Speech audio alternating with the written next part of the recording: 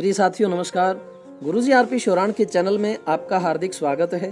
और आज मैं आपको रहीम जी के दो दोहे बताने जा रहा हूं जिनका हमारे जीवन में बहुत ज्यादा महत्व है। पहले दोहे में रहीम जी कहते हैं कि जो रहीम तन हाथ है मनसा कहूँ किन जाही, जल में जो छाया परी काया भीजती नाही। अर्थात जो ये हमारा तन है वो यदि हमारे हाथ में है, यदि इस तन के ऊपर हमारा कंट्रोल है तो मनसा कहूँ कि न जाही, मन फिर कहीं भी जाए उसका कोई प्रभाव नहीं पड़ता, क्योंकि मन को उन्होंने छाया के समान माना। जैसे जल में जो छाया पड़ती है लेकिन शरीर जो है, काया जो है वो नहीं भीजती। ये बहुत ही उत्तम प्रकार का उनका उदाहरण है। वैसे तो मन के बारे में बहुत से ऋषि मनीषियों ने कहा है कि मन को वश में करना चाहिए, मन के हारे हार है, मन के जीते जीत। वो सब बातें अपनी जगह पर सही हैं और वो होना भी चाहिए। वेदों में भी मंत्र है कि तन्मे मनः शिव संकल्प मस्तु, कि वो मेरा जो मन है वो अच्छे कल्याणकारी संकल्प वाला हो। लेकिन यहाँ बात कर रहे हैं तन की। अगर तन के ऊपर आपका कंट्रोल है, तन हाथ में है, तो फिर मन छाया के भांति आपका कुछ नहीं बिगाड़ सकता। दूसरी बात जो है, उन्होंने एक और समाज से अलग बात कही कि सभी कहते हैं सत्संगति का प्रभाव पड़ता है।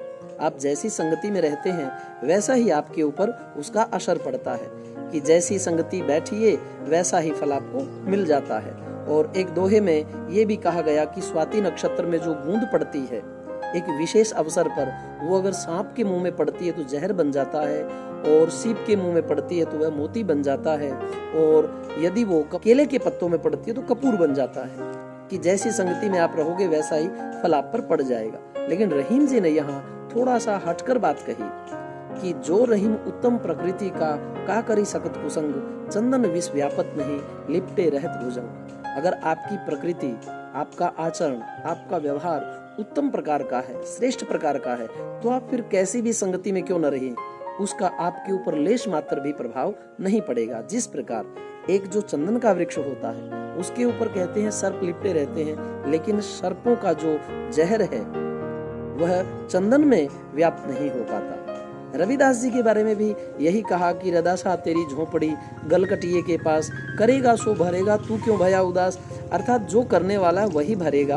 आप कहीं भी क्यों न रहते हो, कहीं भी हिंसा वाला स्थान हो या आपको मजबूरी में ऐसी जगह रहना पड़ रहा हो जहां बिल्कुल ही वैषम्य है, विपरीत अवस्थाएं हैं, लेकिन अगर आप दीपक की भांति हैं तो आप अपना प्रकाश वहां भी फैलाते रहेंगे, उस अंधकार को भी आप दूर करते रहेंगे। यही संदेश जो है वह रहीम जी दे रहे हैं कि एक तो आपका तन आपके हाथ में हो, और दूसरा आपकी प्रकृति, आपका आचरण, आपके संस्कार श्रेष्ठ हों, बस फिर आपके ऊपर किसी का कोई दुष्प्रभाव नहीं पड़ेगा।